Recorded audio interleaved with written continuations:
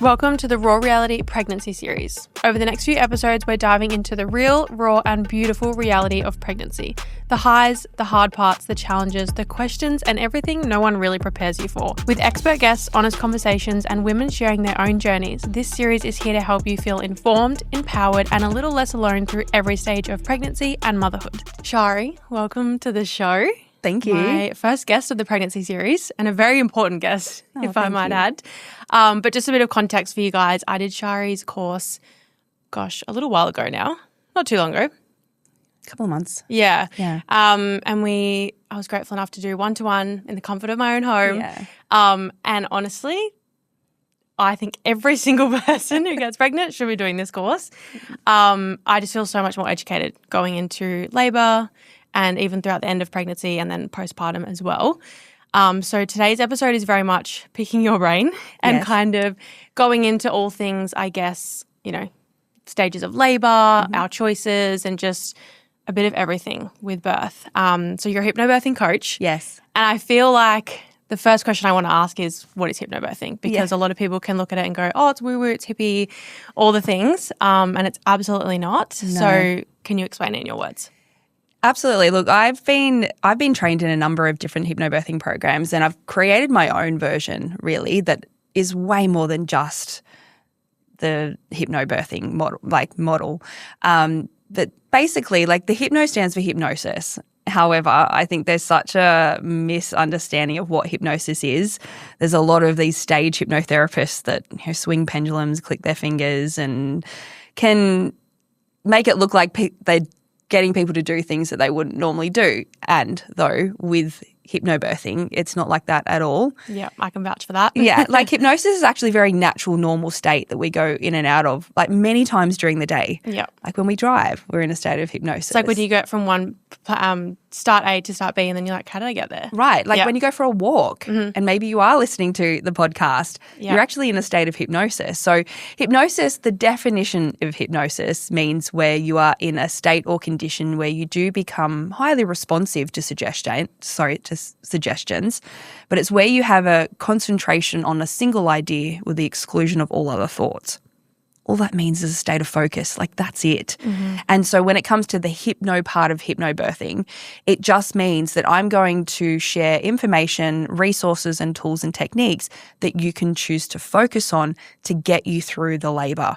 Because you can either focus on how painful this contraction is, or you can focus on the breath, the movement, the touch from your partner, the squeezing of the comb or the Banksia cone that I give my clients. The acorn? Yeah. It's shifting the focus and it's having resources to be able to do that. So there is some hypnosis, guided hypnosis. That's just like meditation. It's just visualization, basically, because hypnosis can help bypass the conscious mind and go into the unconscious mind quicker to instill new feelings, beliefs, perceptions around birth. Yeah.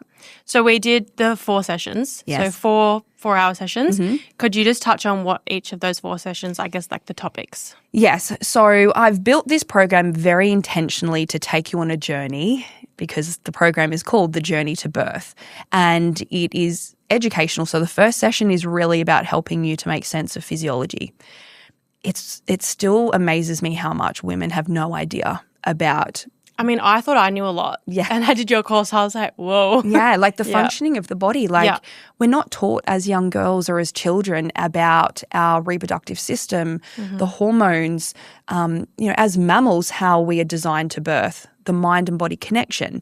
And so that's really what that session is about, how the uterine muscles work. So I'm a very visual person. And so as you would have remembered, I have lots of props. It just helps so much. I'm a visual learner, so it was great for me. But it does help you fully understand the process. Yeah, even just making sense of the stations of the pelvis, how the baby actually moves through the pelvis, how we can make space for the baby, different understandings of how when the baby shifts into a not so optimal position, what that looks like, what that could feel like, and then how to navigate that, right, if a baby shifts posterior. So session 1's really about the physiology mindset around pregnancy and birth. Then Unit 2 is more the toolkit for birth. So this is where I teach a number of different amazing resources and really get birth partners involved. That's something that I'm really passionate about in my session, is really also speaking to birth partners and helping them make sense of how important their role is when they understand the physiology of what you're going through, rather than asking you, oh, what can I do for you? It's okay, they have a whole toolkit of massage, of releasing techniques, of techniques that help you to release hormones, acupressure points, pelvic, counter pressure, just words, like what to say, how to support. And that was like the biggest thing, because, as females, or as someone who's always wanted to be a mum, like I've loved all of this stuff for a long period of my life. A lot of females have no idea. A couple of my friends are like, we're learning through you because we have no idea. Yes. But then males, I find, have absolutely no idea. They're not researching it. They don't need to, I guess. No. And I remember after the first session, one of the boys called Jackson to be like, I don't know where he was or something. And they were like, oh, how was like your birthing session? And Jackson I was waiting him for just to be like, oh yeah, it was all right, like whatever. He was like, oh, it was really, really good. Like so informative. And the boy, one of the mates that was on the phone, he was like, oh, like really? And he's only spoken highly of your course and like how confident he feels. And now I feel more confident because he feels confident. Yeah. So because you're a team. Yeah. Like I think, and something that I also really work on is creating connection with dads with with the baby as well. And so when they feel really connected to you, they know how to hold you. And I also talk a lot about in my course, and then this is where maybe it might move into the woo-woo, and though it's not, it's science, it's the energetics, right? The energy that they can bring into the room where there is connection and love, and that's going to help you to release all the beautiful hormones instead of and be really associated with you in this journey where they're actually breathing with you. I teach the dads the breath as much as I teach you, because rather than them just sitting there going, just breathe, which can be annoying. It's a rapport and an energetic connection. When you hear him breathing, you will become in sync with him, and just through the touch and the energy of the touch. So, yeah, Unit 2 is probably one of my favorite sessions because I teach the breath work is probably one of the best techniques that I teach. I'm a certified breathwork facilitator, so I have brought in the energetics around the breath as well.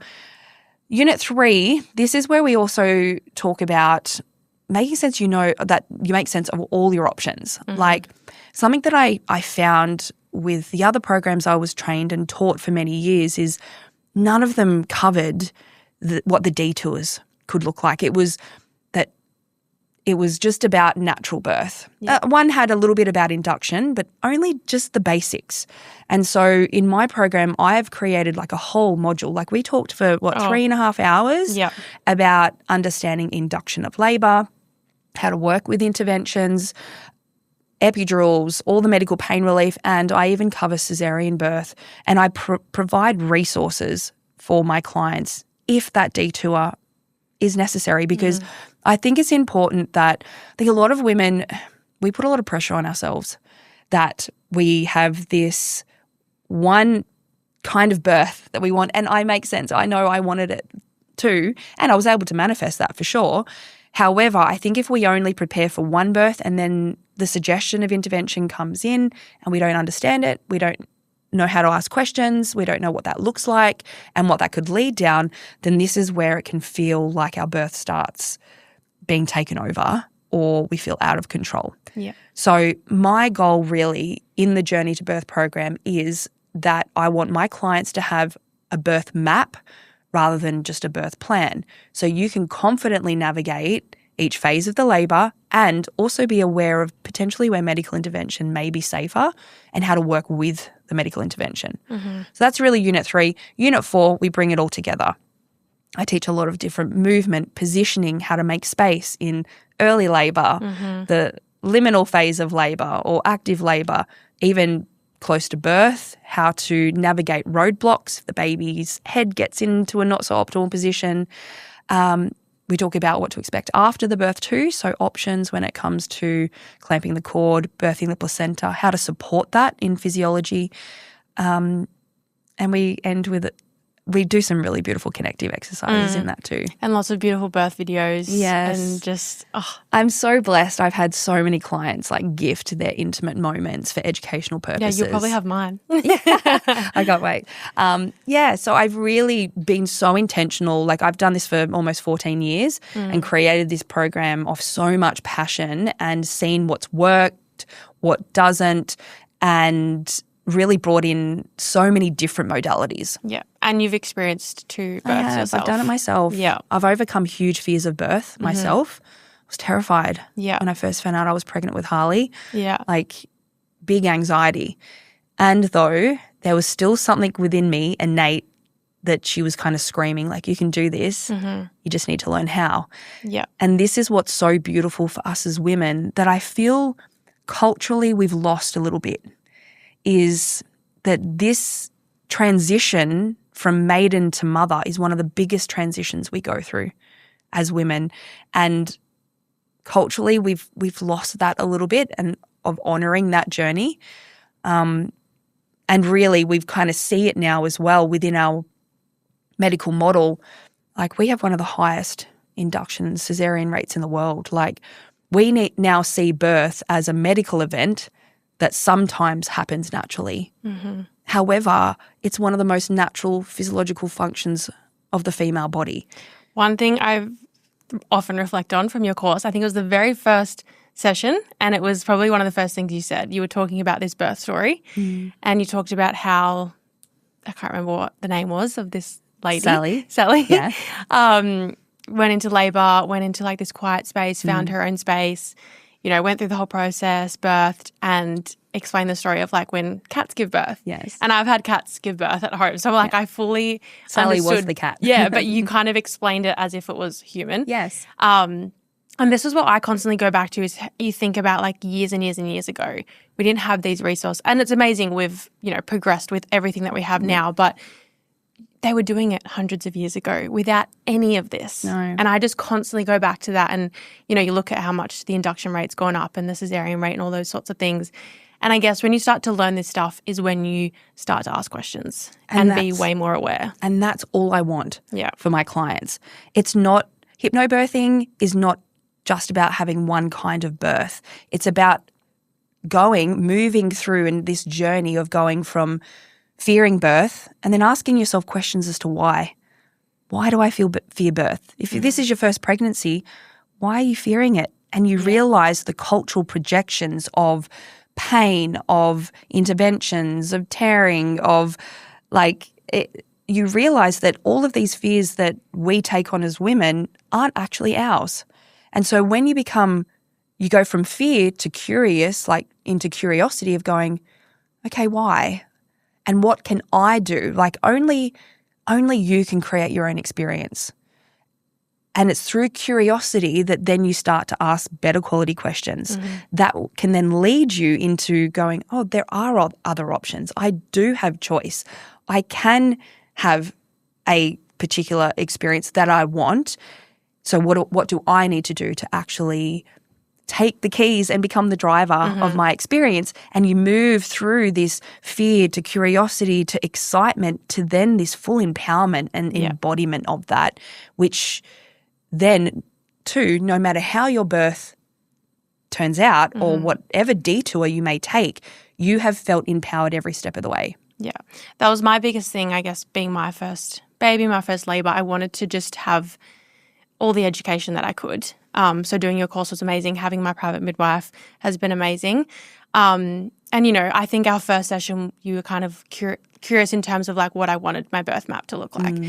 And I remember saying, I've always seen a home birth for myself, but there is so much fear around home birth. However, I fear the hospital. I've had so many bad experiences at the hospital. I feel, like my skin curls up when I go to the hospital. Like I, have all these things. So we kind of worked through my fears around both of them and then coming to a choice of what felt right for me in the end. And I think just exactly what you said, asking questions and working through the fear of both. Why do you think so many women fear birth before experiencing it? Well, it's cultural stories. It's the media, like how the media portray birth. Like especially Movies. as young girls, we need to understand that when we're children, we're only learning within the unconscious mind. And so everything we see, read, hear, or within our family unit or the teachers we have in our life, that's where our beliefs, our perceptions, our values, reactions, attitudes, all within the age of 0 and 7 are really imprinted. And so when you think of our Western culture and how medicalized birth has become, we're seeing as even young children in even like the children's shows, the representations of birth are you go to a hospital and a doctor delivers your baby. There's pain. Like they reference this. Yeah. So right from a young age, we're imprinted with this. And then we get older and then we have family or friends or even like my own mother, like, you know, was terrified of having a cesarean, and so she chose to go under and have a general. Like I was a cesarean baby, so she was told that she had to have a cesarean and had no choice, and she did what she was told by the medical model. So it's all conditionings, and so for the listeners here, if you're pregnant, please be your own filter. Like, what conversations are you having, and who are you having them with? What are you allowing them to share with you? Because your unconscious mind is hearing everything. Yeah. And I think if we can start protecting ourselves, and I do honour and believe every woman should be able to share their story. However, there's a time and place for that. And it seems to be as soon as you're pregnant, then everyone wants to share their story. Yeah. Or throw their opinion at you.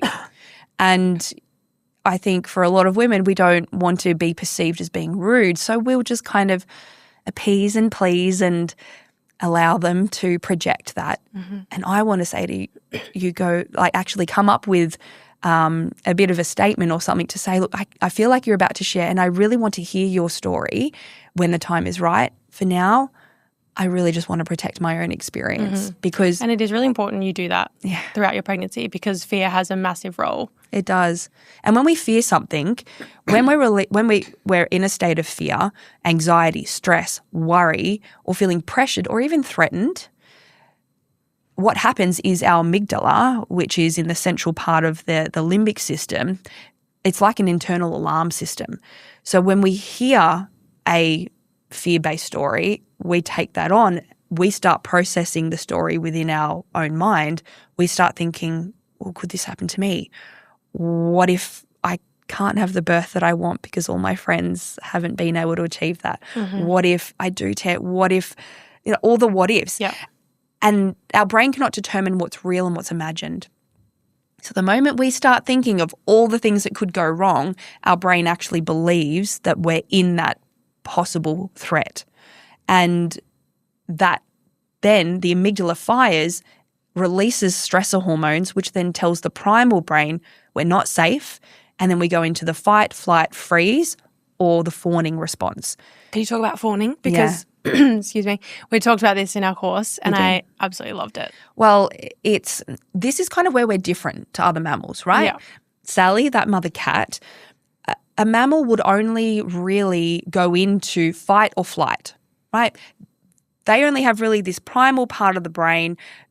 They don't really have the neocortex that we have, and this is how we're different. They're not thinking about, are they going to be induced? They're not thinking about all the things that could happen in labour. A lot of animals live in the present, in homeostasis.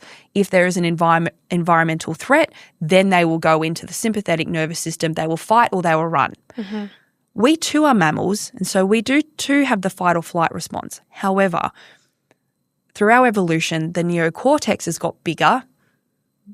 It's now stored more information, and it has done us great things in birth. However, what happens to us now is we like to be certain and be certain of outcomes. And when we're not, we tend to want to prepare ourselves for all of what could be the worst case outcome. Yeah.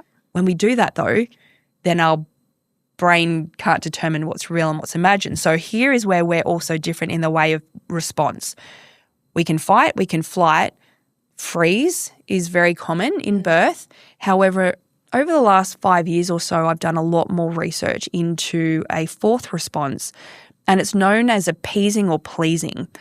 In the context of birth, we call it fawning.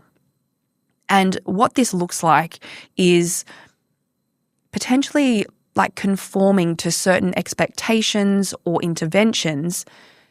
However, we're not asking questions to clarify why. So it's kind of like a people-pleasing or a little bit of like a Stockholm syndrome. Which I think for me personally has happened time and time again in the medical system with, my PCOS, my acne, any health issues that I've had, where you go into that environment. For me, it was like the doctor's clinic or whatever it was, and you just feel so intimidated that you're like, yep, okay, I'll do it exactly what you said. And that was like the first time I ever went to the doctor to talk about my period, because the first day I got it, I spotted for like 3 months. And the first thing I went in, he said, you need to go on the pill. And my mum and I had no idea. She's never looked into it, done the research. And so we were like, yep, okay, well, that'll fix all my problems. And there's no other option. No. Because they don't give you that. No. And we are conditioned to trust. We should trust our care team. However, this is what happens in birth, and it happened to me. I think because of cultural conditionings, we do definitely pedestal medical caregivers. And yes, they have a lot of knowledge, they have a lot of experience. And it's not to say that we're not going to hear medical advice. However, what tends to happen when we are in an environment that we are not familiar with, like a hospital, there's different sounds and smells, and the whole environment is very sterile, and we're being told, or they use language that is kind of guiding us on an unconscious level to make us believe we don't have a choice. Now, they'll use language like, well, we won't allow you to go over 41 weeks. We'll be inducing you because it's hospital policy. For us as women, we have a ancestral history of being suppressed, of not having rights, of, be a good girl, don't be difficult, don't cause conflict. And a lot of women don't like to be in a conflicting situation. And so to avoid conflict, it's sometimes easier to just stay silent or just do as they say to protect yourself. And so it's a level of protection that many women go into, and please know that's a generalization. And though when you are in labour and birth and completely vulnerable. Yeah, and vulnerability shouldn't be seen as weakness. No. But you're vulnerable. Like the feelings, like the sensations you're feeling, and you're in their environment, and they may be busy. And like this happened to me. I didn't want vaginal examinations. And though when I went into the hospital, I had a midwife that I had never met before. She made it very clear to me how busy she was. And she didn't ask me if I wanted a vaginal examination. It was commanded. It was, I need to check you. I need to see how dilated you are. And instead of speaking up and saying, actually, I don't feel comfortable with that, can you just observe me for a while? I just fawned. And I because for me in that moment, unconsciously, it was safer for me to stay silent. And to that though, so many women wouldn't think, they would just think that that's normal. You get into the hospital, they're going to check you. You do have choices. And this is where on the podcast, I'm so big for advocating for your body and speaking up. And, I've had so many women message me in terms of the pill and Accutane and all the things I've spoken about, because I chose not to continue to go down that kind of medication route. And now I found this new love for like pregnancy and birth, where it's like that on a whole new level, where you have a choice in every part of No one has the right to tell you they have to stick their fingers in your vagina to allow you to go to a birth suite, or to allow you to continue to labour, or to allow you to get into a birth pool. Like when you think about that, it's just like it would never be acceptable. And there is a time and place for them. They can give valid information. However, a lot of interventions have come into birth that are not even based off evidence, and vaginal examinations are one. It's just more to keep the system running effectively as well. And please know, this is my opinion.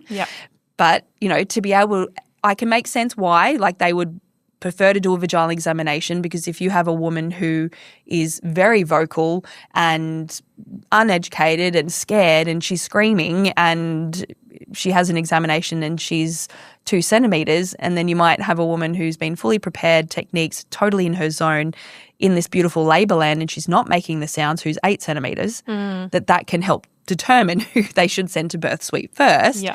And so I can make sense of that. However, women should always have options and choice, and there should be conversations, communications, respect, and consideration of what that woman is going through, or potentially what she's experienced in the past where she doesn't want that as well. Yeah. So I definitely cover all of this, and I do my best in my course to come at a very balanced. I don't want women to fear the medical model.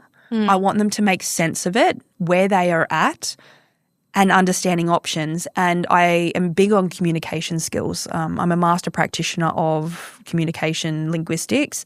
And for me, it's about learning how to communicate more effectively to balance the relationship so that we're not pedestaling caregivers. We're going to bring them down to a more equal level, and that when they know what you want and you can communicate that effectively and respectfully and honestly, then they can support you better in how you want to birth. Because the caregivers that go into this work, they don't go into this to cause trauma. I was literally just about to say this. You know, like I've taught hundreds of medical professionals. They want the best for women, and though it's really hard for them when they have a couple that comes in that has done no preparation, they know nothing, they are full of fear, they then have to manage that labour. They kind of have to. They do. Yeah. Take control. And so when you are educated and you know how to ask for what you want and you feel confident in your decision making, even if it is against what they're recommending. This series is brought to you by Partum Panties, the underwear brand designed specifically for pregnancy and postpartum mamas, all created by a midwife who understand what mums need and what their body has gone through. We know that after birth, we want to be mindful of what we're putting on our skin, and these are incredibly soft, leak-free, and free from any PFAS chemicals, so we know that we're looking after our skin. They're loved by C-section mamas for that gentle, high-waist fit, as well as being able to double up and use them as overnight period panties, so we'll be reaching them long after postpartum as well. It doesn't stop there. Partum Panties have everything you need for recovery, from peri-bottle to peri-soothe foam and recovery bands to really support us in that postpartum period. Everything has been designed with real mamas in mind by someone who has cared for thousands of them. Find them online at partumpanties.com.au with Australia-wide shipping. You can also find them at nationwide Baby Bunting stores as well as selected pharmacies near you. And coming very soon is their extra large size, so catering from size 18 to 24, because every single mama deserves to feel supported. Use code RAWREALITY15 at checkout for 15% off. That's RAWREALITY15 at checkout for 15% off. Then they're like, okay, great. We've got this map that you know what in case of, and you're taking responsibility for the decisions, and then they can support you in that. Yeah. And I think too in your course, like as I've mentioned, I've had so much fear around the medical system after what I've been through, but even me having my birth map and going, okay, this could detour, this could look different, but also feeling empowered in potentially an induction, a C-section, whatever it ends up looking like, and just having the education of what questions I can ask, what my priorities are, what the outcome is that we want and that we're looking for, and go into that feeling empowered, which I think is like extremely important. And you have a team, like you've got your team around you, you know. So that's where with my clients, I offer full phone and email support leading up to birth. Guys, Shari's on speed dial on my phone. And I'm not someone, if you were to call me, I do not give medical advice. If you were to call me and say, Shari, they're suggesting this, what do you think we should do? I would never say no. As a coach for you though, I can go, could you ask this question? Ask for this information? Could this be an alternative, and give you other possible options before going down that way? Yeah. And that's the support that I give all of my clients. Where do you think mindset plays a role in labour? Oh, look, birth is such a mind over body experience. Like the body will do what the mind tells it to. So again, if you keep thinking of all the things that could go wrong, if you keep allowing everyone to project their negative birth stories, if you are in a state of anxiety, it's about stopping and going, well, what are the thoughts that are creating this? Because the body will only respond accordingly to what you're thinking. And so, I have this quote that change the way you think about birth and the way you birth will change. And so what information and what resources and what education do you need to help you create a more positive mindset and making sense that, like, Tori, just as your body conceived this baby, your body is growing this baby and he's very active. He's very active. I can see you already. Yeah. Like, even all through the course. Yeah. Like, it's such an amazing miracle to stop and go, you're here filming this podcast and your body's growing this baby without you having to consciously think about it. Yep. So it's like, for what purpose would I trust my body to grow my baby and then I get to 40 weeks and I don't believe it can finish the job? Like, so true. It is, look, pregnancy and birth, it's a full transformation, physically, emotionally, spiritually. And it's like, how do you want that transformation to be for you? And it will push you to limits. And I'm sure this pregnancy has already pushed you to limits. They all know about it. Exactly. So, and it's the same in birth. You will be pushed into upper limits, the ceiling of your limit, what you think was the ceiling of your limit. And it's about breaking through that. And then you'll get to another one. And this is something that I teach birth partners, is to recognize where we have these possible crisis of confidence moments. And it's with all the resources and techniques to kind of pull you back into focus, to go, all right, this technique's not working anymore. Let's shift. Let's do this. To get you to the finish line. And even like having that conversation with Jackson throughout the course, it's like, okay, how do I think I want him to support me through labor? Because we've talked about this with like all my girlfriends who have been pregnant, and it's like, we're all so different. I'm a bit of like I can push myself and I want you to like continue to push me. So I've spoken how I want to, my goal is to have an unmedicated birth, and Jackson's all for it. And, we've spoken about having a code word, and that code word needs to be said 3 times before it even is thought about to potentially get an epidural, whatever that looks like.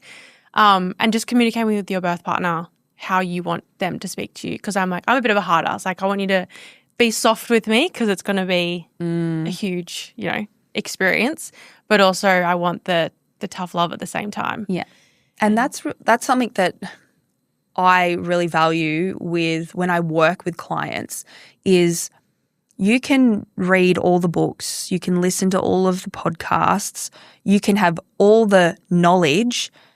However, if you don't embody it, what's the point? Yeah. Like, birth is not about thinking. It's about being embodied and getting into more of the kinesthetic rep system. And something that I really have to teach my clients is, because a lot of women, again, a generalization, a lot of women, we're very now masculine now.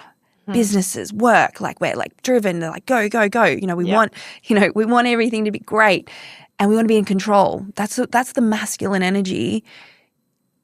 It's actually a time to soften back into the feminine and drop in so that Jackson can be that masculine for you.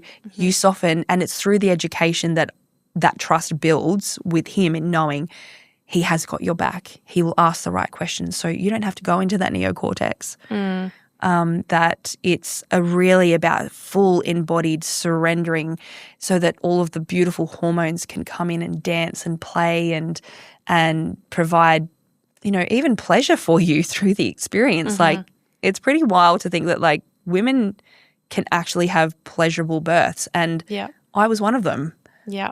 Like my second birth. Yeah, that's what we see on the movies. It's like the screaming, the on your back, legs in stirrup, bright lights, sterile environment. And then almost all the birth videos you showed me, whether it was home birth or hospital, was so peaceful and calm. And it's like, this is what the world needs to see. That, like you said at the beginning, like birth is so natural and, it's what our bodies are made to do. Yeah. Yet it's become this fear medical event. Yeah. It's just we have a 42% cesarean rate here in Australia now, and 43% of first time mums are being induced. Yeah. 80% of women are having medical pain relief. And it just saddens me. Like, why are women fearing it so much? And yes, I will always say there's a time and place for it. And there are women who do experience complications and who need medical intervention. Yep. And that's where the medical model has done us great things in birth. But it shouldn't be like this. Like the World Health Organization guidelines say we should be under 15% cesarean rate. So we're like, wow, 3 times over that. Yeah. Like, so we need to start asking the questions why. We as women need to start taking back our birth experiences, and no one can empower you. Only you can empower yourself. Mm-hmm. And I'm here for that. And I'm here as a channel of information. However, only you can take the step, and that step may be also investing into your experience. And I get that there are all these pretty things that we can get, the baby and the pram and all the things. Yep. But what do you value about your experience? Because the hospital birthing classes can be great. However, they're very surface level. They will not teach you any techniques whatsoever. Yep. It will just be kind of like, this is what happens. They'll show you the epidural, and it's very like surface level. Yes, it's free. And though it takes sometimes investing into your experience to really value as well, like what it is that like you want to create for yourself and for your baby. Like this is your baby's birth. Yeah. And even if you're listening and you've had one birth and maybe not had such a great experience, which like you said was your first, you can still go into your second and do all this education and also heal from your first birth, which you've mentioned you had to go through. Yes, I work a lot. I did it myself. Rather than going into effect in trauma with a few things that happened in my birth, I still perceived that birth as a positive experience, just not realizing there were things that happened that shouldn't have. And I fawned, and then I blamed myself, which is a big part of fawning. And then I came out of the birth and, people are like, well, baby's healthy and well, that's all that matters. And then I kind of pushed going, yep, no, I should be grateful. Like I had the birth I wanted, I had a natural birth. Not realizing that, these things that happened with, I guess I didn't consent to certain things that happened. And though instead of going into effect of that and being in trauma, it lit a fire in me to be like, I don't want any other woman to experience that. And so another side of what I do as a coach is I am a trained trauma-informed practitioner. So I also have a program to support women through birth trauma. And I'm really passionate about that because I think so many women carry this silently because there is such a cultural suppression of it, of going, we should be grateful our baby is here and that's what matters. However, then it can affect them in wanting more children or being confident in having more children. And I just want everyone to know that like you can move through this and you can. I've helped hundreds of women have, VBACs after, that's a vaginal birth after cesarean. I, in the last couple of years, have now developed a healing from birth trauma program, which is more deeper coaching that involves a lot of different like timeline therapy, hypnosis, breathwork, somatic work. And it's really beautiful to see the transformation. I just had a client actually, she's been working with me for 3 months, had birth trauma. She wanted to move through that to become pregnant and she's just found out she's pregnant and she's so excited now. So yeah, that's you have so many like amazing stories. Yeah, I do. I want to touch a little bit on stages of labour. So I feel like you explained it really, really well in the course and selfishly would love to hear it again. But also for everyone listening, I think it's so important to understand because I think growing up again, you're not taught that there's different stages of labour and it can look different. It's just like, well, your waters break and you go into birth and it doesn't look like that. Good luck. Yeah. So I like to talk about, so the medical model talks about stages. So they normally say the first stage of labour is the cervix opening. The second stage is where we're pushing. The third stage is where we birth our placenta. Wow. It's so different to yours. Yeah. So with me, I go through a journey of phases and how the phases, each phase has a different dance of hormones that come in and these hormones are there to So the first phase is the preparation phase, which is the pregnancy, right? And women are releasing lots of hormones. Then they're releasing progesterone, which helps keep the cervix nice and firm to keep the baby in safely. They are releasing relaxin. So relaxin's helping to soften all of the muscles and ligaments. However, through to the end of the pregnancy, this is where a whole heap of hormones come in. Yep. And as much as we think we can control when we go into labour and do all of these things, it's actually the baby that they believe, okay, there's no one truly knows what triggers labour. Yeah. However, what they've observed through the work of Dr. Sarah Buckley, who's one of the world's leading hormone, she has studied the hormones in birth, is that through this beautiful, intricate talking between you and your baby, through what's called the feedback loop, the baby's really like the conductor of the orchestration of all of this, the beautiful music that comes from birth. And when the baby's brain is developed and the lungs are fully developed, the baby sends a precursor of hormones to their placenta, which then raises estrogen, which then drops the progesterone off. And it's like a little call out to our body to say that, okay, I'm ready. Now our body needs to start prepping. So other hormones come in like prostaglandin that helps soften the cervix. So whereas progesterone kept it firm to keep the baby in, now we want that cervix to start ripening or softening. So relaxin and prostaglandins help with that. That's all happening without you even realizing it. Like it's all it's crazy. It is crazy.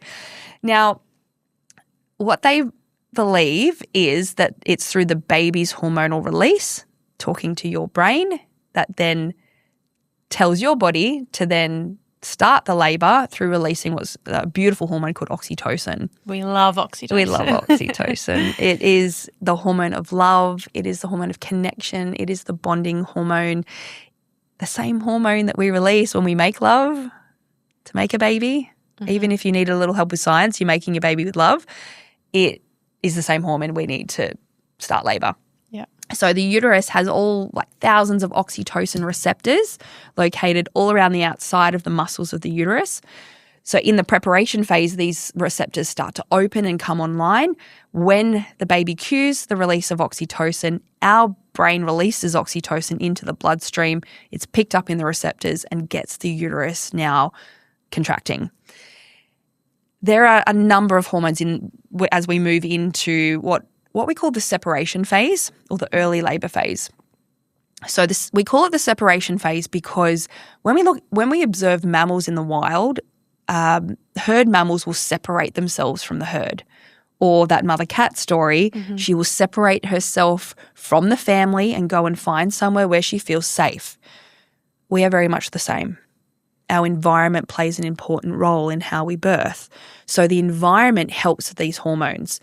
Melatonin is a dark hormone. So a lot of women will spontaneously go into labour through the middle of the night because melatonin is peaking and then that stimulates oxytocin. So early labour, we've got melatonin, oxytocin, we have the prostaglandins softening the cervix, the relaxin softening the body, and adrenaline is also a little bit there. And that adrenaline is kind of like the organizational hormone. So what it will be, like for you, it'll be like, okay, Jackson, we need to get this ready, make sure this, I don't know why, for some women and will it's start like cleaning. everyone I've heard, like a good friend of mine, she's like, I was on my knees scrubbing the bathroom. Yeah. Like the day I went into labour and I was like. And so I say to my clients, if you're feeling this energy from the adrenaline, rest. Hold. Yeah. Like hold the energy. Hold. Rest, because that energy is for birth. Yeah. So in that separation phase, as exciting as it is, and we're like, right, we've got to do all these things, let's get this labour going, it's actually better to chill, rest, keep the room dark, watch a funny movie. Just favourite show, read a book. Exactly. Yeah. Just actually hold the energy to allow your body to then move into the liminal phase. So the separation phase, the cervix is thinning. This can be the longest phase for first-time mums. So for me, my first birth, it took me around 28 hours in this phase. This is actually one thing that I learnt heavily in your course was the cervix. We think it just opens and dilates. But it has to come up and thin out before it then opens up. Yes, and it's a big job and it can take some time. For some women, I actually had a client on the weekend. Her first birth was like 5 hours. Wow. Like, we don't know why. Every woman is different. Every baby is different in the contraction pattern and how it's stimulated. So, again, I'm not projecting and saying you're going to have like a long labour. However, if you're expecting it, then it's not such a surprise if it does take time. Yeah. Please know the contractions are like 5 to 10 to 20 minutes apart. Yeah. So it's not like you're in full labour. You can actually rest, you can talk. Yeah. As we move into the liminal phase though, the cervix is now thinned. Now it's actually dilating. The surges, the contractions are coming more frequently in a beautiful pattern, lasting a minute. And this beautiful hormone endorphins comes in. So endorphins play an intricate dance with oxytocin to bring us into, I call it labor land. It's like this liminal, like you're in a whole nother world. You're there, but you're not. And so, and there's this beautiful quote that I always refer to for this phase. And it goes, there's a phase in labor where a woman will leave her body, go to the stars to collect the soul of her baby, and then we come back to earth together. I love that. That's this phase. And this phase does require us to be fully embodied, resting between the contractions or surges. The endorphins are peaking to help reduce pain because they are the body's natural hormone of pleasure, and they are 20 to 40 times stronger than morphine. So it's the body's natural pain relieving hormone. Yeah. We're designed to release this.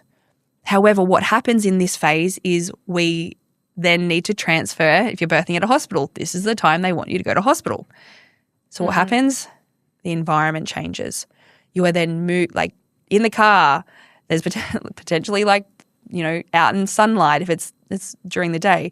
Then you go into a hospital with bright white lights, beeping machines, people you've never met before entering your space, and the hormones can drop off.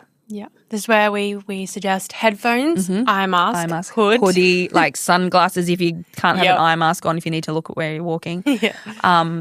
And literally not talking to anyone. You stay within in that zone. Yeah. Yeah. Like your partner is advocating, your partner is answering questions, telling, caregivers what it is that you want, setting up the room so that the room is then going to help you drop back in to then keep in that beautiful liminal phase.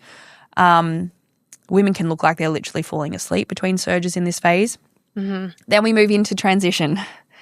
Now this is the phase that, like, this is where crisis of confidence. Yeah, like like the adrenaline comes back in. It kind of brings us out of labor land, and this is where women will be like, I can't do this. I don't want to do this. Shaking, quivering, nausea, vomiting. Like it's a full on. Like this was the phase that I was like tapping out. Get me drugs. I'm done. And this is generally around 8 to 10? Yeah, 8 to centimeters to full dilation. Yeah. It's intense. Yep. And I also love that you don't dismiss that. No. Like I've seen a lot online of, whether it's like hypnobirthing coaches and it's like, you won't feel pain and it's not painful. It's like, it is and it will be. I talk about pain in my classes. Yeah. The other programs I taught did not want me to refer to as pain. At the start, I was like, okay, I like that. But then when I did your course, I was like, this is the truth. It is. Like you are going to experience that and it's not going to be easy. And it's also realizing the difference between physiological pain and pathological pain. Yeah. And this is how I educate. Right? What's actually happening when the uterus is contracting, there's a lack of blood flow coming into the uterine muscles. So lactic acid builds up. And being an athlete, you would be aware of like how intense lactic acid buildup and painful it can be. But it's physiology. Yeah. And what helps with reducing lactic acid buildup? Movement, hydration, good minerals and salts. So I always tell women to have a good electrolyte. So you work with, you have Hyro. Yeah. Hyro. Yep. All that coconut water. Coconut water is great. Yeah. Movement, breath. This is all going to help. And though, I'm not going to lie to my clients, like, because if I say to you, hypnobirthing gives you a pain-free birth, and you get in there and you're like, this ain't pain-free. like I don't want you to come out feeling like, oh my God, that was like nothing like what I was taught. Yeah. And that's why I had to create my own program as well. So I'm going to be raw, I'm going to be honest, and I'm going to help you reframe it. Let's look at this in a different way. I was going to say, because then now when I get to that potential crisis of confidence moment, I go, okay, I expected this. Now I have the tools to work with my mind on this and not go, oh, well, I didn't think this was going to happen. It should have been pain-free. Yeah. Now I don't know how to. And for your partner and even for Jackson to realise what that is, how to hold you in that, and to shift focus, because transition is the moment where it is demanding everything from you. It is pushing you physically, emotionally, spiritually. And this phase of transition, it is where you're about to birth yourself as a mother. And this is kind of the transition from maiden to mother. When we birth twice. We birth once for our baby, and we birth ourselves. Like, we are birthing ourselves into a whole new existence as a mother. Like, when your baby's here, you're never the same again. I can't wait. I know, and it is. And it oh man, I tell you, when you get through that phase, it's like, then you move into the phase of, sometimes you can have a little in-between phase. I call it the gathering. Yes, which not everyone gets. So I'm like, I said to my clients, don't come at me if you don't get your gathering phase, because I didn't have it. But again, awareness if you do. And it's also awareness for even your partner, because it's like transition is like big, it's loud, it's like intense, or it can be. And then all of a sudden it's just like this total peace and no contractions, no, like, you literally like falling asleep. It could be 5 minutes. I have clients who've shared stories where they've had this whole nap for over an hour, and then they've woken up and moved in. I would really love to manifest that. Yes. Just a quick little nap before I push. Exactly. And then we move into the emergence phase, which is the pushing and birthing the baby. And when we birth our baby, it's this beautiful integration phase, and it's really important we are honoured in that phase, especially if you're birthing in a hospital. No one should be coming up and touching you, touching your baby. They shouldn't be turning on the lights. They shouldn't be rushing in and clamping, cutting the cord, or wanting to separate you from your baby to weigh and wash your baby. Like, this phase is super important for the integration of mother and baby and partner for bonding. Yeah. And it's through that release we're releasing some of the most amount of oxytocin in our life. It's like this, like, the whole room is just filled with oxytocin. It's just the most beautiful thing to be a part of, because that then helps you with the final phase, which is where we birth our placenta. Yeah. So that's like a rundown of the phase. I think that's like the shortest I've been able to. This is what I will be going through in a very short period of time. It will. I do really want to touch on, I guess, the placenta and I guess the benefits of the delayed cord cutting, that skin to skin, that golden hour, that, again, I didn't really know much about until falling pregnant, and now I'm like, I will be having this. Yes, yeah. Hopefully. But yeah, just the importance of that, because I think it's so easy, again, to be in that hospital environment. Your child snatched away from you to be weighed, wiped, all the things, like even leaving the vernix on them, like the goodness of that and everything that comes with, I guess, those few little things that it's easy to dismiss. Yes, it can be, especially if you are in a medical model that is busy and trying to move things along. Yeah, I need to be honest. Like, I need to be really honest. I mean, with when everyone. you think about it, it's true. Like, it is a hospital system. They've got plenty of people coming in and out of the hospital. They've got to make room in beds. Like, it's an organisation that wants to work effectively. Yeah. You know, so here is another example of like interventions that can come in. And I talk about this a lot in my program. There's a lot of interventions that come into birth that have become so routine we don't realise it's an intervention anymore. Yeah.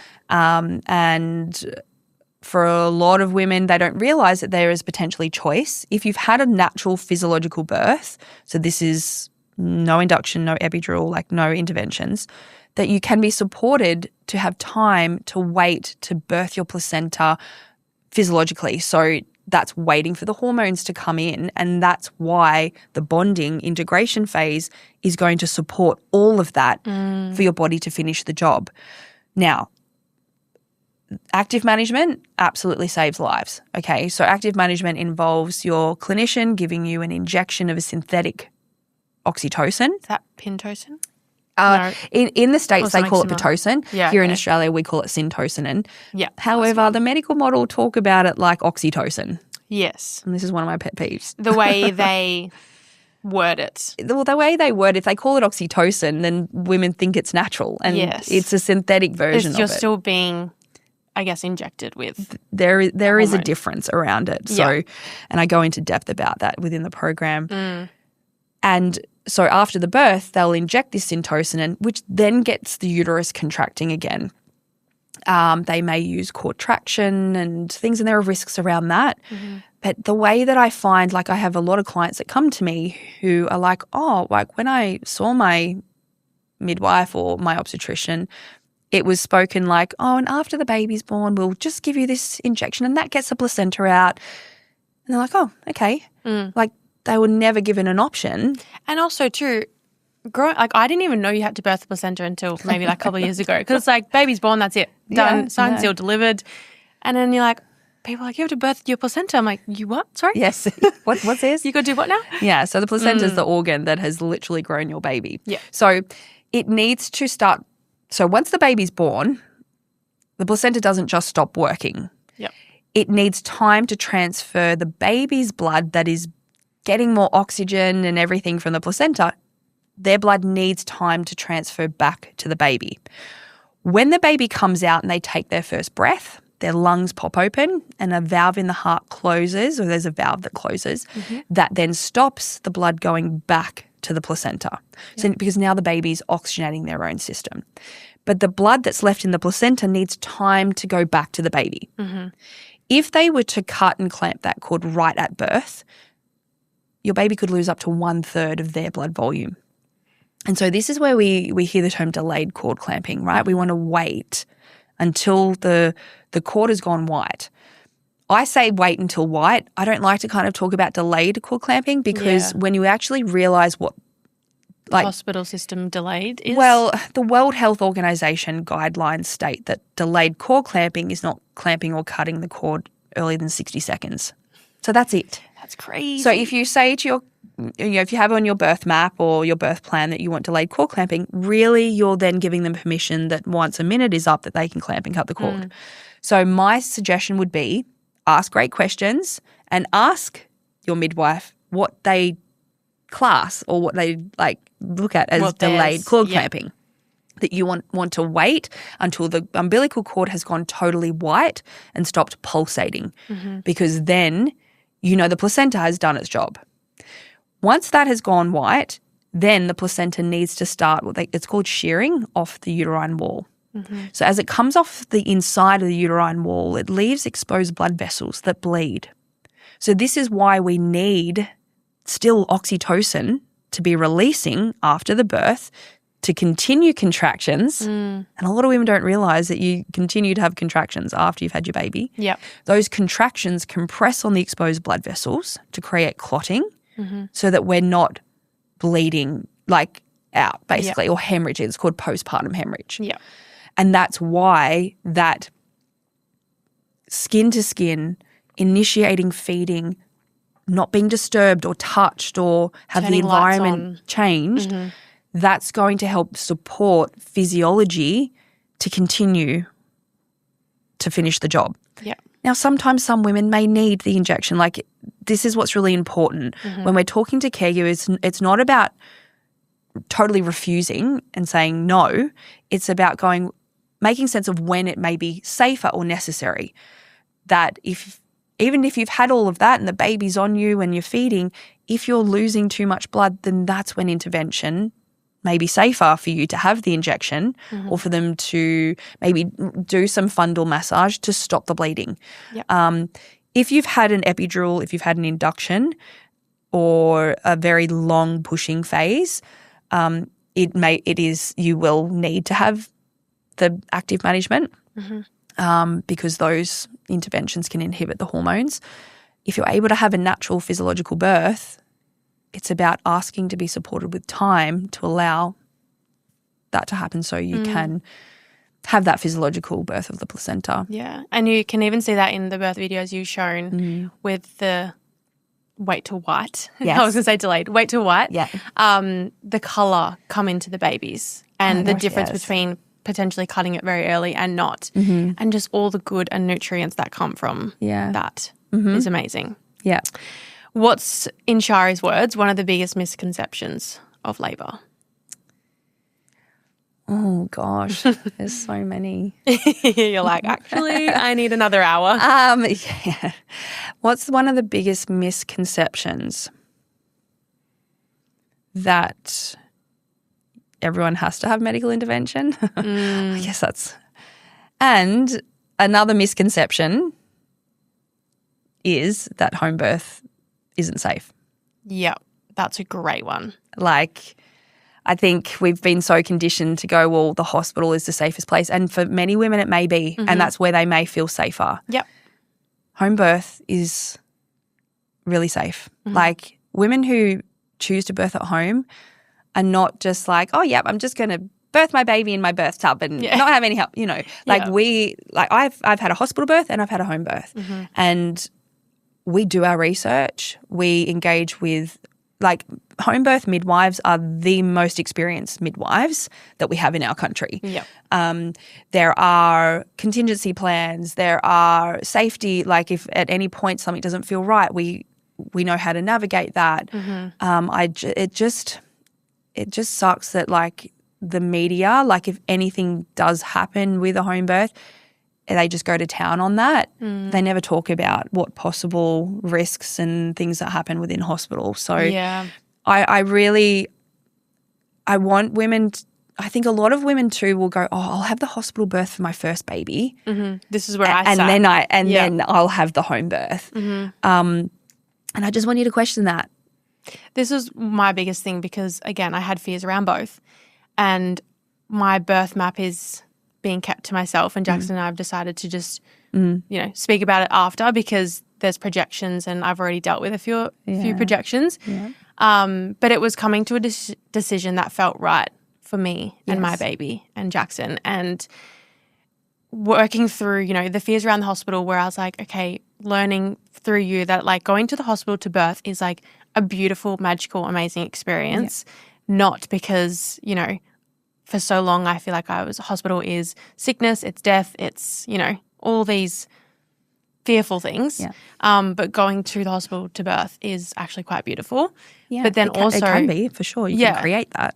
But also learning that home birth is safe and people are trained in this space. And hundreds of years ago they birthed in caves and And I think too, for anyone, maybe you're not pregnant yet, it's do the research before you even fall pregnant if you're planning a pregnancy, right? Look at the different models of care because they're very different. There are public hospitals that have beautiful programs called midwifery group practices or birth centres within the hospital. But if you don't know this, your GP will not tell you until sometimes it's too late, and you have to get in early. So many women are like, I didn't hear about it until I was over 20 weeks. I didn't know about MGP until I think, maybe 24 weeks. So, and then it's too late because the program's most of the time full. There is a beautiful new birth centre here on the Gold Coast that is classed as, I think, a level 2 hospital. So there's 4 birth suites, and though it is, you hire a private midwife and you birth in the birth centre. And it's called matrescence. It's first of its kind in Australia, and we have it here on the Gold Coast. The Gold Coast University Hospital has beautiful birth suites. Tweed, I have clients who've had the most amazing births I want to advocate, you can have an amazing birth wherever you birth when you create it. However, it's about knowing your options. And if you want to choose private obstetric care, I would suggest interviewing a number of different private obstetricians. Just because your GP or your girlfriend saw an obstetrician, I would be like, okay, well, what birth did she have? If she had a cesarean and you want a natural birth, maybe that's not the right obstetrician for you. Go and interview a few of them and see how they make you feel. Yeah. Are they listening to you? Are they totally on board with you having a natural birth without restrictions of going, oh, well, I won't allow you to go over 39 weeks? You know, prepare yourself. You're paying a lot of money to go private. You're paying them to support you. It's not about them managing your labour. It's about them supporting you on your journey. Yeah. Look at private obstetric care. Look at the public system and ask questions like, what's the induction rate of the public hospital? What's the induction rate of that obstetrician? What's their cesarean rate? That will tell you a lot about how that hospital or how that particular caregiver may want to manage your experience. And then looking at private midwifery-led care, which is a beautiful continuity of care model. Yeah. And it is an investment. It is. You know, it is an investment. I think we're so lucky in Australia with our medical system and the public system. But for me, the decision around private midwifery was having the one. I'm very I want consistency and I want to have the support of the one person. I want to be jumping from midwife to midwife, which can happen in the public system. Yeah, it can. So for me, it was like, okay, I know I want a private midwife. And even Jackson at the start was like, but why? And now he's like, oh, okay, it makes sense. I get it. So having my midwife, you know, the whole way through, and I just had such a good connection with her from the beginning. I didn't even meet her until probably halfway in person. But it's just been able to have that support the whole way through. They get to know you. Yeah. They know your personality, and then that's where in the birth they could potentially pick up things of changes within you that may not be normal for you because they've actually they know you as a person.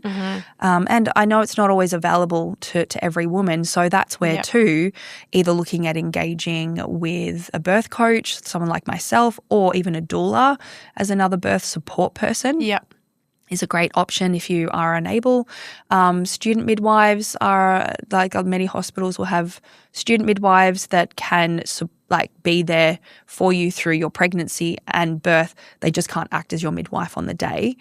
I didn't know any of this when I was first pregnant. I was like, oh, you go to the doctor, you get a referral, and you just go to the hospital. And I didn't know about the birth centre until weeks, I was 20 weeks. And then I applied. I was still lucky I got in, but this was 15 years ago. Know your options. And if you value to have continuity of care, it's also about going, okay, what do I need to do to maybe save that money to invest? You know, just like we spend up to $50,000 on a wedding. Yeah.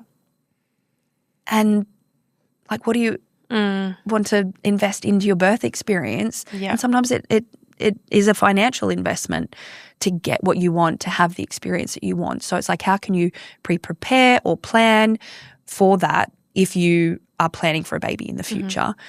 And honestly, my hypnobirthing course is only $697. Pretty cheap, guys. You should be up on that price. Yeah, private is a little bit, is a bit more of a higher investment.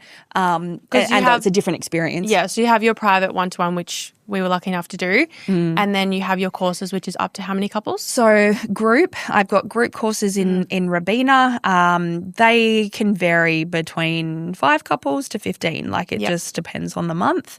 And then I've got my online. So I want this education to be available to as many women. And I make sense that for some, the financial aspect of it can be challenging. So I have created the full course online through self-paced modules, and it's only $300. It's crazy. And you get 12 months access to it. So you can get it as soon as you're pregnant and rewatch the modules because this is about mass for me. I want as many couples to have this information.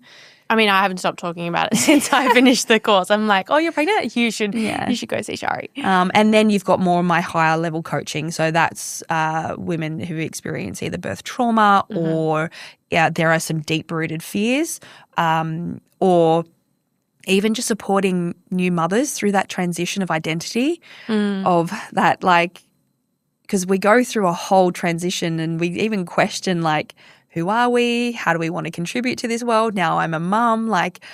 what I want to do for my career or work. Like I feel that. things change like Yeah. massively. Yeah. And some women get very stuck in that. And so as a coach, I help them kind of move through that identity shift and support them as well. Yeah, so that's more high level. Yeah. We've touched on interventions, but I just want to, I mean, I know you can't go through every intervention that happens, but I guess the cascade of interventions, but also the choices and the rights that we have. Yeah. I guess what are some questions you would suggest that people are asking when, say, okay, you need this intervention, you need this? Great. The quality of the questions you ask will determine the quality of the answers you get. So no medical model or caregiver should be saying we won't allow you. Mm-hmm. If you hear them say that, that's like stop them and say, okay, let's discuss this. Like it is our choice. If interventions are suggested, first of all, we want to make sense of why, right? Intervention should really only come in when there is potentially a complication or a medical reason. So that would be my first question. Mm-hmm. Okay, so you're suggesting induction of labour. For what purpose? Why specifically are you suggesting we look at this? And is there a medical reason? Are we experiencing a complication in the pregnancy or a variation? Now, here is where too you've got to be really aware of the language projections that they will use. They will start talking about risk and they will project potentially the worst case risk, you know, with and quite directly. Yes. And I need women to be prepared for this. You know, they'll start talking about risks of stillbirth and they may word it in the way of, well, your risk increases, your risk doubles, your risk rises. It could be your risk of infection goes up. It could be your risk of, you know, XYZ. Notice the language. I'm giving you information, however, I'm not giving you all the information. And so what the unconscious mind does is go, oh my gosh, if I don't do this, something's going to happen to my baby. And that's the worst thing that anyone as a mother could hear. And we would sacrifice ourselves for our baby. Yeah. We shouldn't have to. And so it's being able to stop them and say, what do you mean by that? What was the risk to start? Because they're saying if something's risk goes up, it's rising, it's double, they should be telling you exactly what that means. Was it a 20% risk to then 40%? Like that's quite high. Or is it a 0.1% to 0.2%? Like it's really interesting to actually hear what the actual risk is. And if I reframe it, you know, they'll say, well, your risk of stillbirth increases after 42 weeks. The risk is 0.1% up to 42 weeks, and then it goes up to 0.3% over 42 weeks. So they are giving you correct information. And how we assess risk is very individual. And there is evidence that shows by inducing labour before 42 weeks reduces the perinatal death rate as well from 0.3% to 0.03%. So there is evidence that shows that. So it's important to be aware of that. But if I was to reframe it and say, well, up to 42 weeks, your baby has a 99.9% chance of being healthy and well if you're having a normal, healthy pregnancy, right? Please know that if you're having complications, this is different, all right? If you're having a normal, healthy, uncomplicated pregnancy, baby's monitoring fine, fluids fine, placental function's fine, it's being able to go, okay, where's the risk for me? How does that statistic apply to me? Then we need to have an in-depth conversation about what the risk of the actual intervention itself is. That's what I was going to say. I feel like that's not spoken about. It's not. You hear the risk of if you don't have this intervention, but okay, what are my risks if I go ahead with said intervention? And this is the conversations I want women to be having. And the more conversations you have and the more better questions you ask and saying, okay, well, how are you proposing we induce this labour? Because there's many different steps to inducing labour. Okay, what are the best steps for me? What are the benefits? What are the risks? What are the alternatives? Is there something we can do first? How can I work with the intervention to then avoid me going into the next step or it turning into this cascade of intervention? Because it's important to realise there are risks to syntocinin that start contractions. And I go into depth in my course in regards to this. And once you have all the information, then you can really look at all of it, and that's you making an informed decision. And you may go, okay, we've heard this now. We still don't want to take that risk and go over 42 weeks. So let's now look at our map and go, how can we have a beautiful induction with all of the tools, the techniques, the breath, the movement, still using water. I have choice around this. But they don't always tell you that. But they don't tell you that induction of labour also increases your rate of ending up in an emergency caesarean. Yeah. From 12.6% to an Australian study showed up to 27%, sorry. Yeah. And the cascade of interventions, why does that happen? Not most of the time. Because we're forcing a woman's body into labour when she's not ready. If it was going to happen. Doesn't make sense. If it was going to happen, the baby triggers all of this. It's the baby that does this. And I would question positioning and internal environment. So for a woman, what's going through, like, are there fears there? And this is how I work with my clients on a deep level, like especially, privately. I have catch-up sessions closer to kind of address that.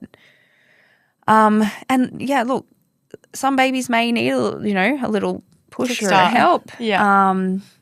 But I think it's really important that you make sense of all the steps of induction and how one can lead to the next. And I just feel like, obviously, being close to birth, you're hearing all these stories, and I'm trying to keep my peace with what I hear. Yeah.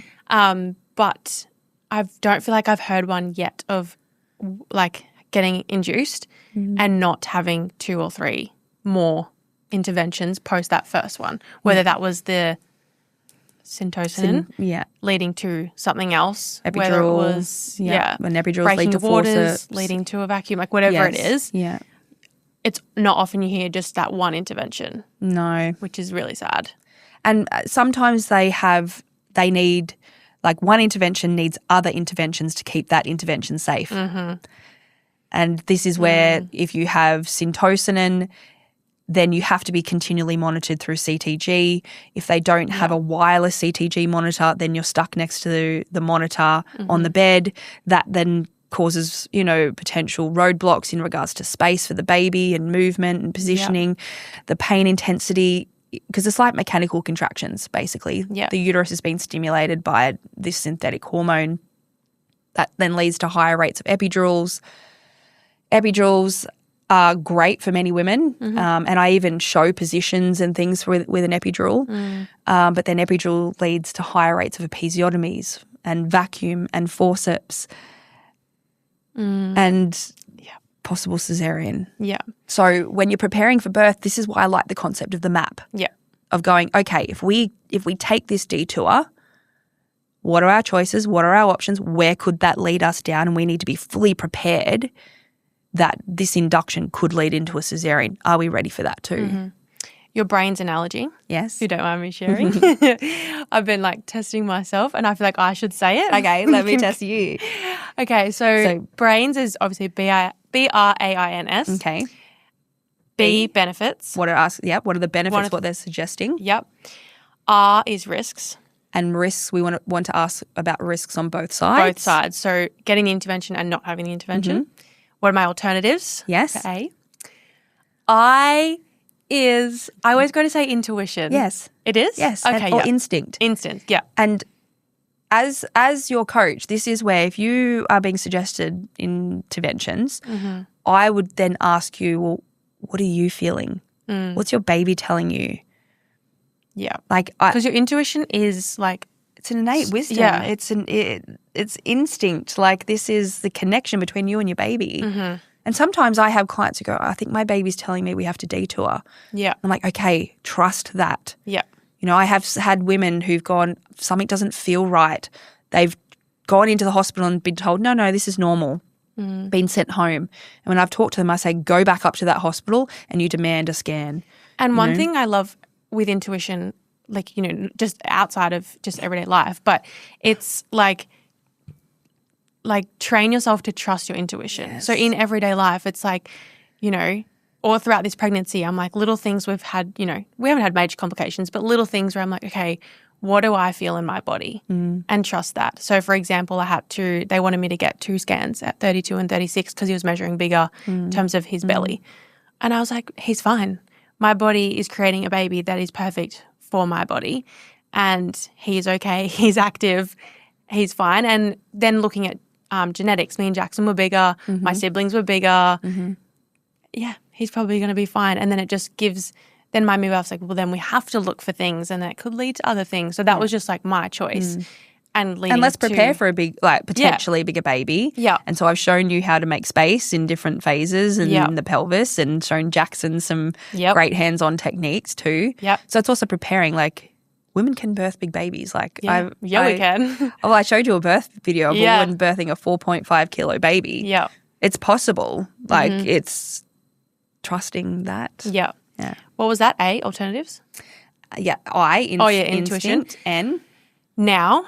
Does it have to be done now? Yeah. So is the risk right now? So it's like, okay, we make sense of risk. Is the risk happening right now? Because there are a lot of interventions that come into birth for an in case of model of care. And it's like, well, we don't know if you're that 1 out of 10,000. So we'll just do this anyway. Yeah. So that's what that means. Yeah. Can we buy another 24 hours? Yeah. And then you can speak to your doula. I will be speaking to you. I have my midwife. And then S is seek another opinion. Do we want to seek a second opinion, have a second test, have a second scan? Or in my case, S is for Shari. Call Shari. That's how I remember that. Shari. S. I should put that in actually. You That's should. really great. And the other one is then once you've asked all the questions, remove yourself from their environment or get them to leave your environment and have some time to discuss if time permits. Yeah.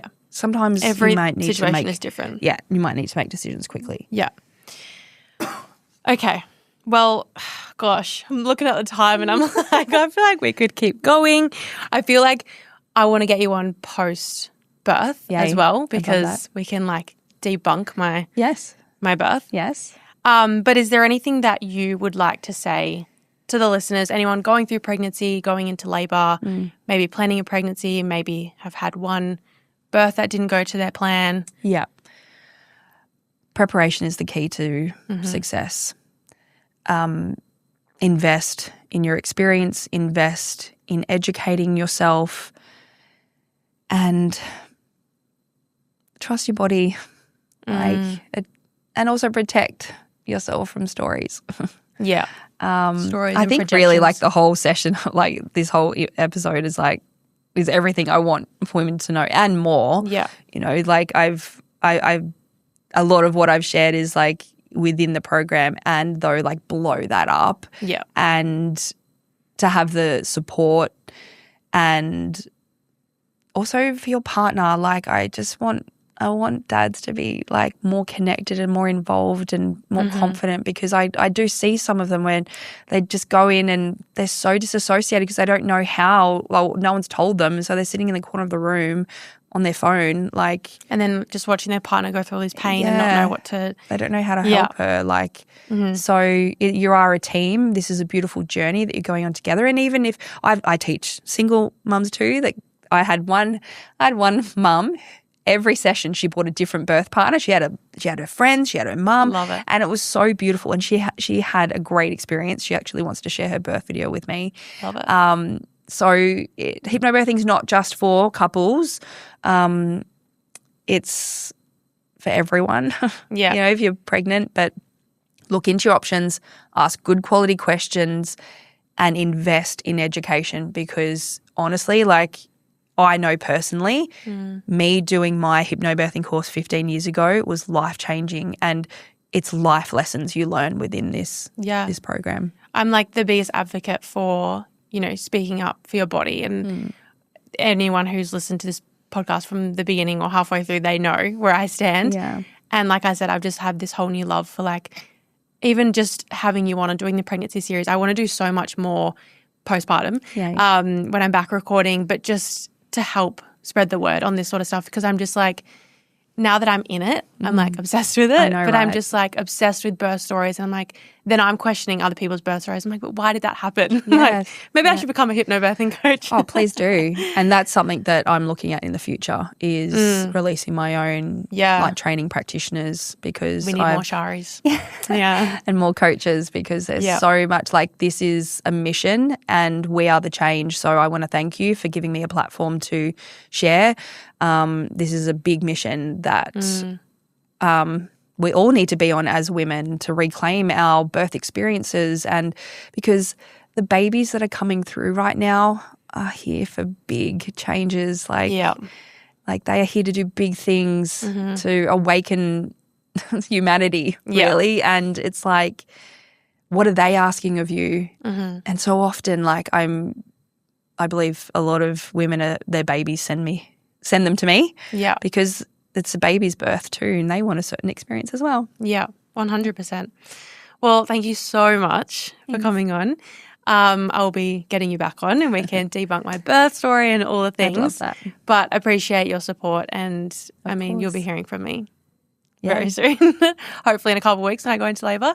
Yeah, I appreciate the opportunity. But your Instagram is belly to birth? Yes, and it's belly the number 2 birth. And my website's bellytobirth.com.au. Yeah. And look, I'm open if anyone just wants to chat to discuss options or if anyone has any questions, like I'm more than happy to help, guide in many ways or drop me a DM and I can help you come up with some great questions. Yeah. Or if you experience trauma, I offer free birth debriefing sessions as well. Yeah. And as you can tell, she's a wealth of knowledge and has so much background and education. So I don't even remember how I found you, but I'm so grateful. And even just when I shared working with you, so many people be like, I've worked with Shari, and just every single person I've spoken to, incredible words. I appreciate that. So we need to get your course out there. But thank you guys so much for listening. As I said, go listen to, you have your podcast as well. Your Spotify page is also Belly to Birth. Yes. With plenty of incredible meditations, breath it's just like a meditation visualizations. Podcast, really. Yeah. It's a part of the program, and though I'm going to put it out there. Yeah, I'll link everything below. It's phenomenal. But thank you again, and thank you guys for listening. And I'll be back in your ears next week. Thank you.